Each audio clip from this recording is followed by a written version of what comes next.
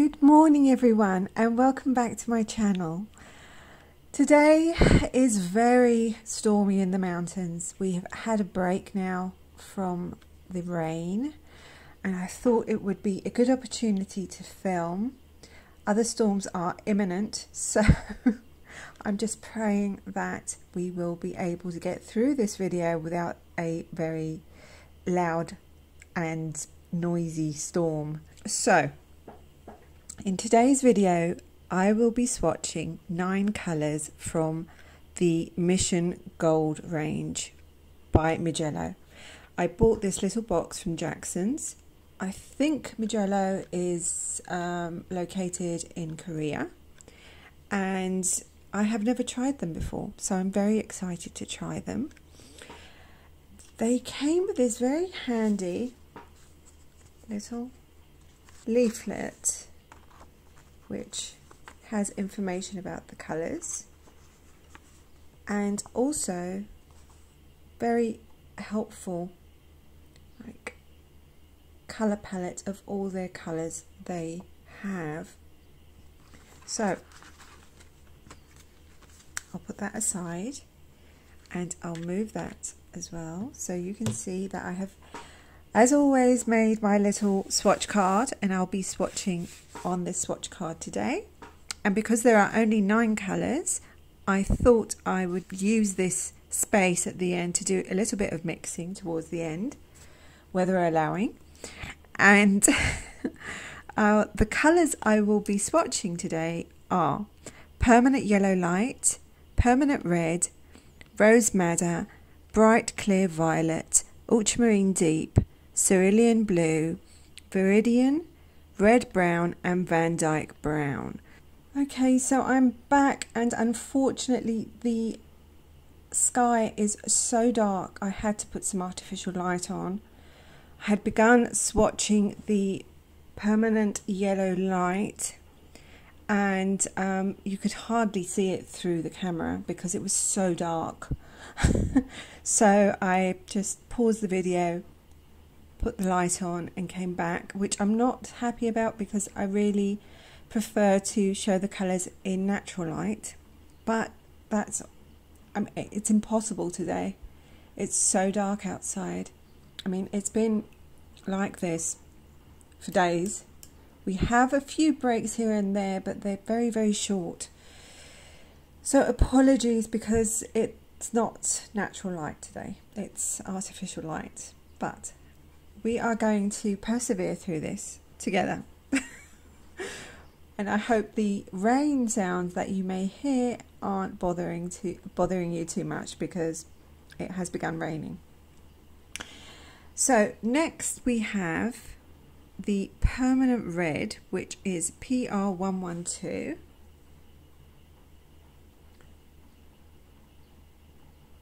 And whoa, it looks very vibrant. I have a feeling these colours are going to be very vibrant, which is not a bad thing, especially if you want it as a mixing palette. They really dilute very easily. They're quite fluid. And I'm going to apply in mass tone first. See how vibrant that is? That is so vibrant.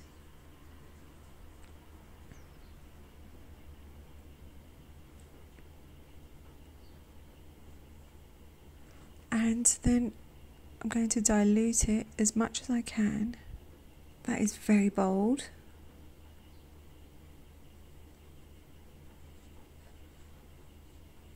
And it produces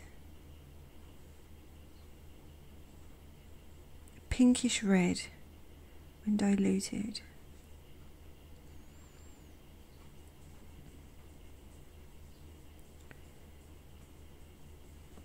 There we go. Next we have Rose Madder, which is PR176, and let me open this. The tubes open very easily. There's no sticking or anything. to the cap, which I found with some watercolor brands, and they come out not creamy. I would say they're quite fluid. Whoa, that is very deep and very bold and very beautiful. I wonder how that's going to dry, if it's going to retain that boldness or if it's going to be a little bit more washed out. I mean, months ago I remember talking to you about me wanting to do a palette based on books, or various palettes based on books. It's very pretty. It's a random memory now, but I seen that red just sparked that memory that I said that. And the book that I was trying to find a palette for was Jane Eyre, and I have been since then looking for a red, for the red room in the book. If you know the book, you know that there's a red room in it, and I've always, when I see reds, I automatically go, oh, would that suit that that red? And that quite suits it, I think. But I want to see how it dries. Sorry, little ramble there. I haven't forgotten about my palettes that I want to build. I still have them. I take notes for them and everything, but I had to get round to do them. Next we have Bright Clear Violet, and the pigments in this are PV3 column 2, PB29 and PR122. So this has 3 pigments in it. For those of you who have read Jane Eyre, do you think this red would suit the red room? Let me know in the comments. Let me see. Wow. Whoa. Oh my goodness. That is one vibrant violet. Holy moly.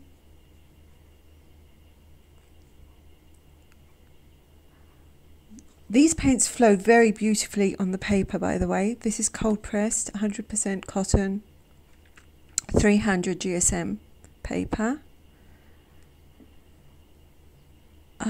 Let's dilute that.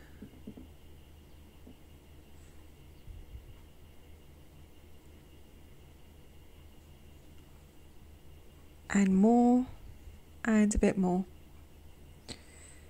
because I want to see it.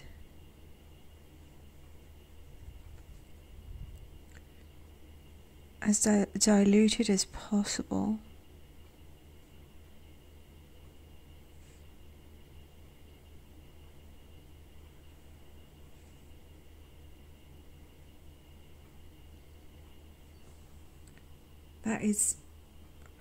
That is impressive.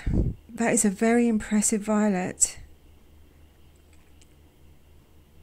I really like that. I don't know if it's going to stay that rich.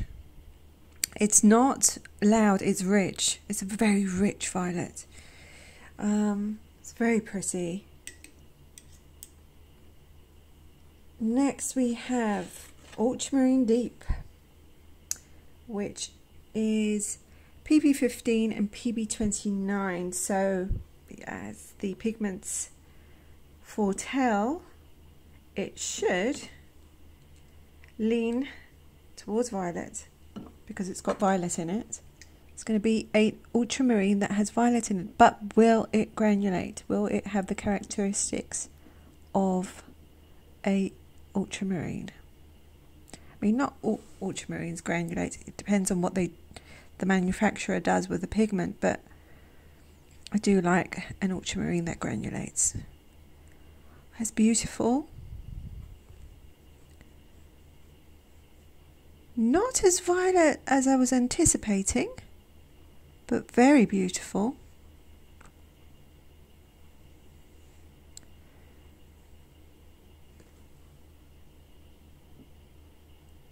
These are so easy to apply. There's no stickiness or chalkiness or anything about them. They flow very beautifully. A little bit lighter, maybe a bit more water. Yes, I can see some granulation coming through. Let's see how much.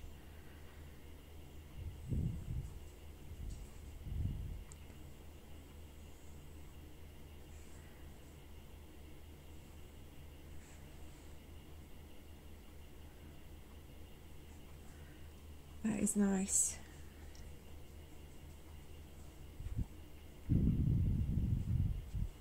Again, not as violet as I was anticipating, but, and the artificial light I have now does not help this, but me to see this properly, but I think there is a little bit of violet here and a little bit of violet here. I can't really tell with this light. And the last for this row, the last one for this row is cerulean blue, which, to be honest, when I read the pigment numbers was a bit of a letdown because it is not a true cerulean. It is a phthalo. It is PB15 column 3. And I do think if you are going to do a cerulean blue and you call it cerulean blue, you should have the pigment, the true pigment in it. And if you're going to have a cerulean blue with a phthalo, you should call it a hue because it's more informs the buyer a lot more as to what they're getting. But I shall swatch it. Let's see. It's going to be bold and it's going to stain everything. So let's not get it anywhere we don't want it to go. The perils of phthalo blue. I don't mean to talk negatively about phthalo blue. Phthalo blue is such a useful colour, but it is very staining, as I've said many times before.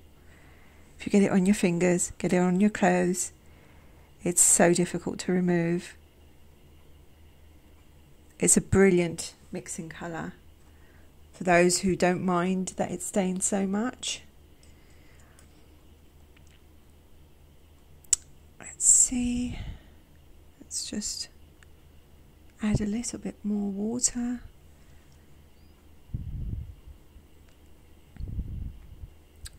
Very vibrant. Not a natural blue, and I wouldn't call it even comparable to a cerulean hue, but that's just my personal view of it.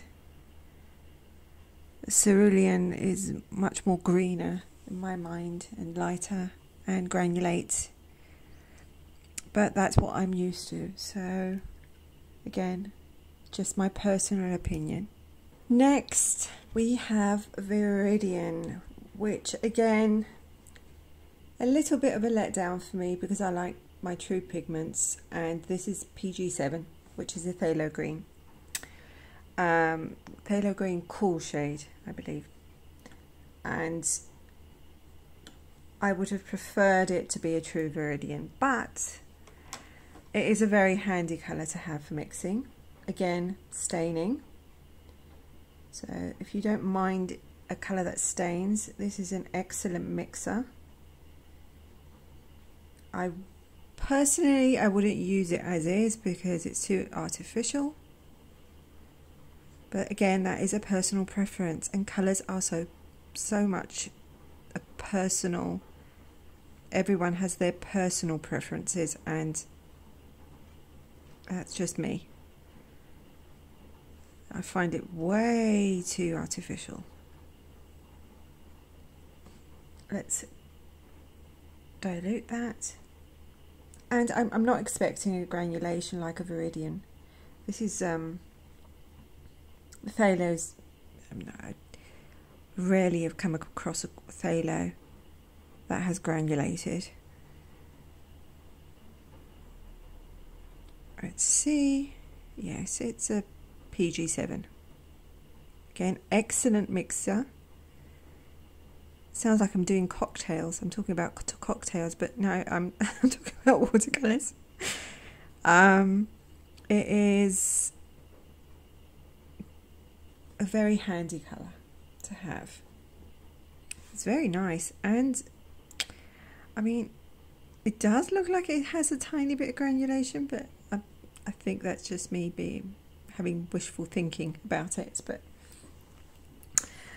let's move on to red brown, which is PBR25, and PBR25 is a color that I really like, although it does leave a little bit of shine, and my lamp is leaving a little bit of shine at the moment on the paper. Sorry. Hopefully when the Viridian or the PG7 dries, it will not shine as much.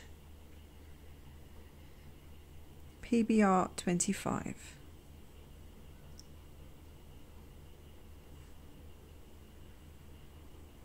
Quite browner than I expected. I guess I'm more used to it being a little bit more red.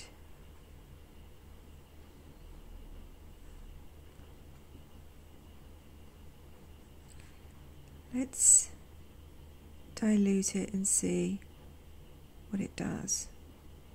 And wonky circle time.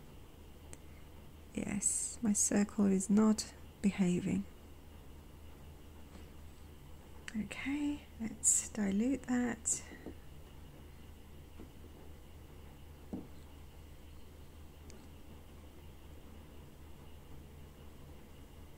I don't know if it's my light, but I don't see it as with that red undertone that I was expecting. It's a beautiful brown, absolutely gorgeous in its own right, but not quite what I was expecting. And the last colour is PBR7, which is Van Dyke Brown. And this is, whoa, it's coming out very, very dark. This one actually leaked a little bit while it was in the box, so I had to wipe it quite a bit. Oh, yeah. Okay, I think I need a little bit more of that. Okay, so this is the first one that feels a bit gummy coming out of the tube. Like it has too much binder in it. Oh, yes. Oh no. Oh, yes, oh no. Yeah, that is the binder. Yeah, very gummy, very sticky.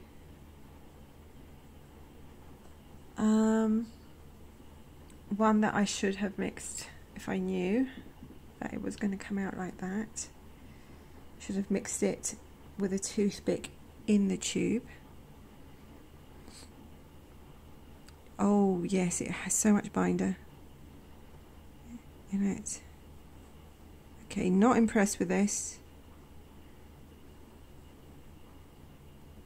Yes, this one is not the best. Okay, so those are our colours, and as they're drying we might as well do some mixing. So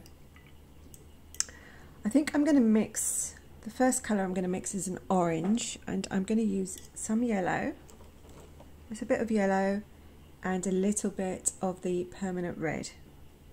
So this is a mixture of permanent yellow light and permanent red. Oh, that is beautiful orange. That's a very pretty orange.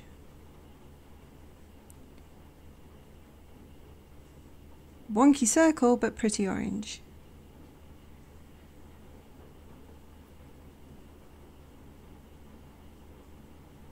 Okay, so next we should mix a green with our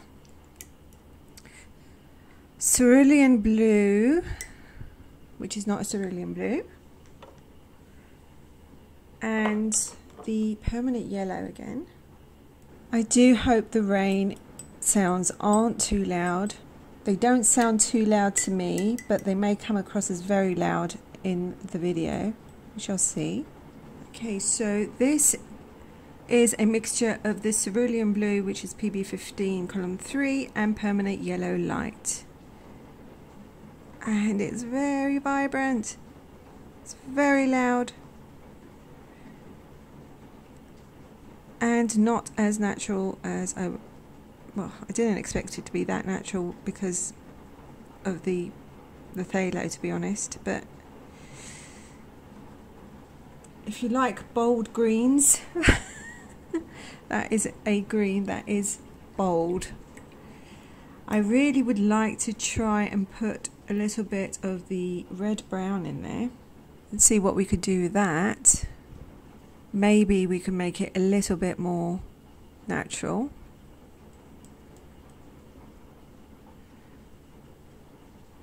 Let's see. Ah, yes. Much more down to earth green.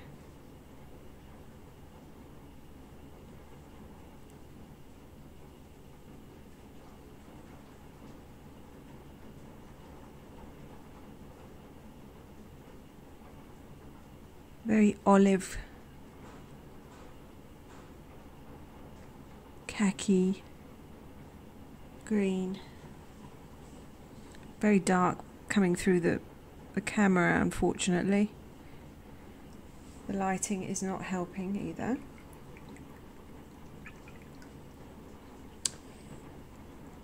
Okay, so I'm going to try a mix of violet now with the ultramarine deep and the rose madder.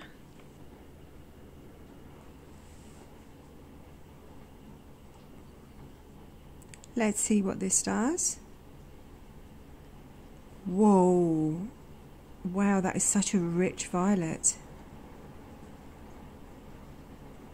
This is the rose madder and the ultramarine deep.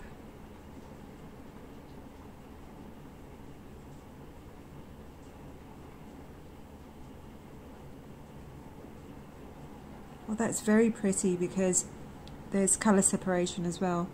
You can see the pink coming through there. It's very, very pretty. So I waited for the rain to calm down a little bit.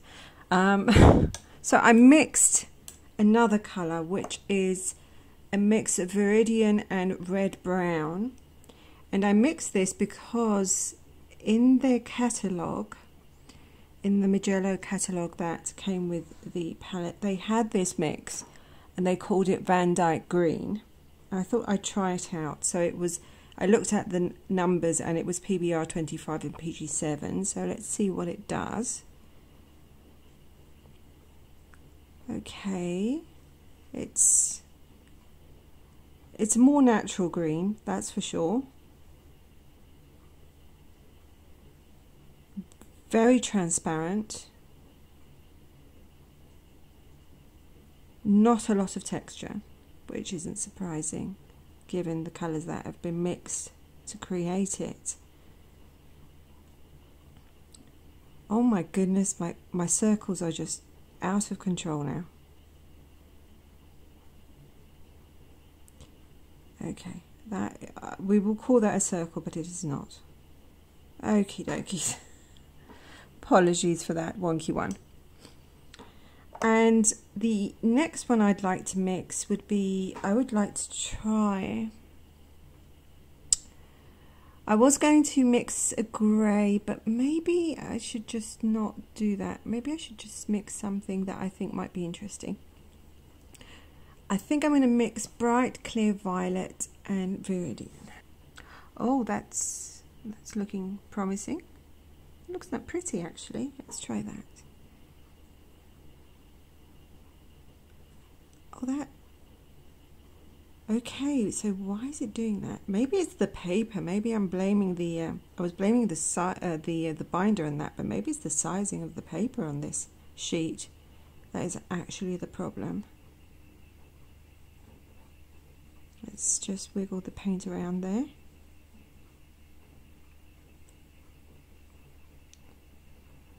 Yeah, maybe it's the sizing of the paper. I quite like that. It's quite moody and interesting. And I don't know if I put a little bit more. Is there any chance of some colour separation?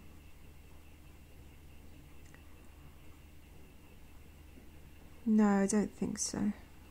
Don't see it happening. Okay, so I'm going to talk a little bit now about my thoughts about the colours. I'm loving the reds. Reds I absolutely love. The yellow is very pretty. The bright clear violet is very pretty. The ultramarine deep, it has granulated very prettily here. The cerulean blue and the viridian, I would have preferred the cerulean blue to be a true cerulean and the viridian to be a true viridian, but that's just me. That's just a personal preference.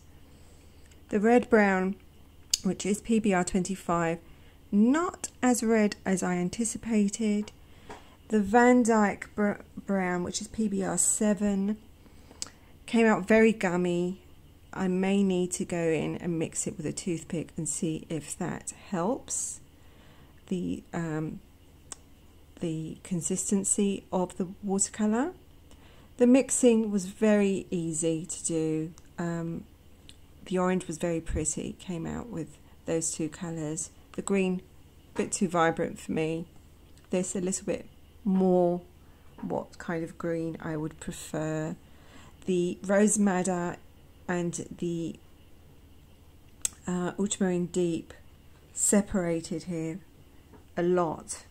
You can see a lot of pink here, a lot more blue here. This mixture, which was the mixture that they have on their catalogue that says it is called Van Dyke Green, is quite interesting. And this is a mixture of bright clear violet and viridian, PG7, and comes out like a very pretty turquoise colour. So overall, I like these colours. Would they be the colours that would excite me to use them? Some yes, some yes. So like the reds, yes, I do like the reds, and I will be using them for mixes for sure.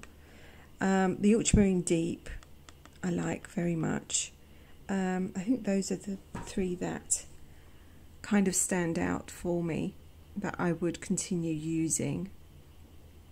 But colours are such a personal thing, so what I like you may not like, and what you like I may not like. It's just how things are. It's just how we perceive colour. It's so individual, and that's the beauty of it. So those were the Mission Gold watercolours from my little set by Mijello. In my next video, I am hoping that I will be swatching for you some Roman Schmall colours because I have fallen in love with Roman Schmall, with their watercolours. I love them. So I bought a few more and I'm hoping to swatch them in the next video. If the storms allow it, because we have had such bad weather, please don't get me wrong, I really do enjoy the rain and we desperately need it. We had a very bad drought last year and we really do need the rain. But I would like it to have like 1 or 2 sunny days here and there so I can make a video with natural light. That's all I'm asking for, because I do think that showing the colours that I swatch in natural light is much better. It's much better for you because you can see exactly what the colours look like. Anyway, I'm going to leave you here. from the very cold and stormy mountains. I'm going to say my awkward bit, which is, if you like this video, please like the video, hit the like button, because it helps the video's visibility and the algorithm thingy, the YouTube algorithm thingy. If you would like to see more videos from me, please subscribe. And if you would like to subscribe, hit the notification button so that YouTube will let you know when I next upload a video.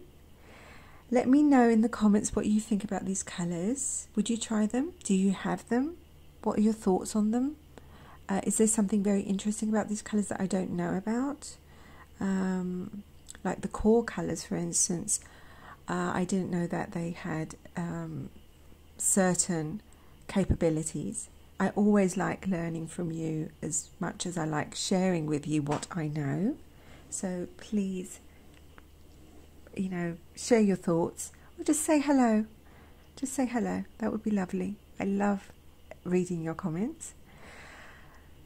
And I will leave you with my little bit about hope, which is just hold on to it. Don't let go. Even the darkest days, like this gloomy day we have today, if the gloomy day is in your heart, don't let go. Hold on to it. I'm right there holding on with you. Promise. I love you guys. Hope to see you soon with better weather. Take care. Love you. Bye. Bye for now. Bye.